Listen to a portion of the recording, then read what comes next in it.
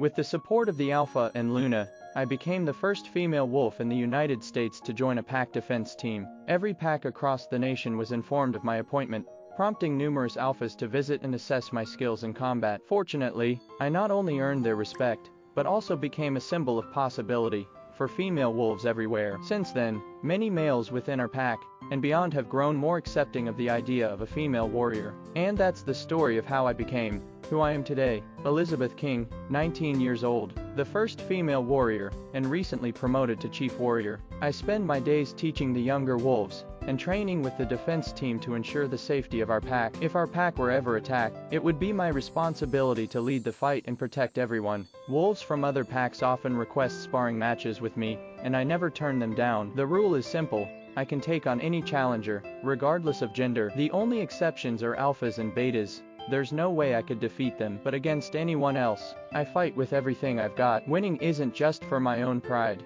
it's for the honor of my pack. Nothing fuels me more than the thrill of combat. All in all, I'd say I'm pretty content with my life. I have everything I could want, and I'm truly grateful. At the party, how do you not know Iris? Has she been living under a rock? Did she really just say, "Who?" and a few cheers of, "Now that's a power move"? I shot a puzzled look toward Josh, only to find him equally lost. He simply shrugged and took another sip of his drink. Seemed like a solid plan. I followed his lead and drank my Coke, waiting for the uproar to die down. Surprisingly, it didn't take long for the excitement to simmer into a restless quiet. Dylan was the first to break the renewed silence. "Alright, serious question now. Did you really not know who Iris is, or were you just pretending not to see her as a threat?" All eyes were on me again, waiting. I took my time, shrugging casually before bringing the cup to my lips. The pause seemed to stretch the tension even tighter. When it became clear they expected a real answer, I finally said, "I genuinely don't know who Iris is." A few sharp intakes of breath followed.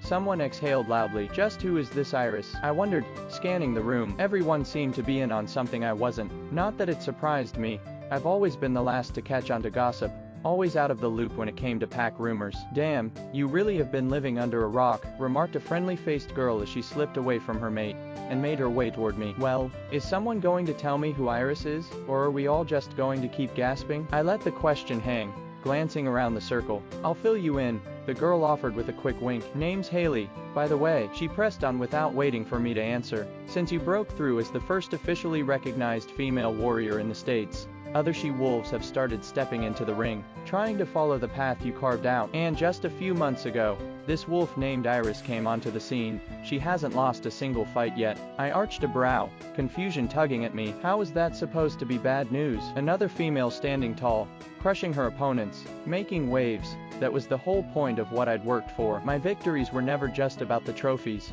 I fought so that every she-wolf watching would realize what she could be. "Which pack is she from?" I asked. Silence fell again, heavy, uncomfortable. "Well," I pressed, growing impatient with the quiet. Dylan finally spoke up, his voice barely a whisper. "The Shadowcrest Pack." He was watching me closely, as if waiting for a reaction. "Oh, so that's why." "I've never stepped onto their lands, and I don't ever plan to." Dark rumors have always swirled around that pack. Their previous alpha was widely known as the Mad Alpha, notorious for his cruel, underhanded, and ruthless methods in leading the pack. I suppose it worked for him. By the end, the Shadowcrest Pack stood as the most powerful in the entire United States. It's been 2 years since the Mad Alpha's reign ended, yet from what I hear, not much has changed. The current alpha, though young, is said to be every bit as dangerous as his father. Anyway, Haley continued, propping her chin in her hand.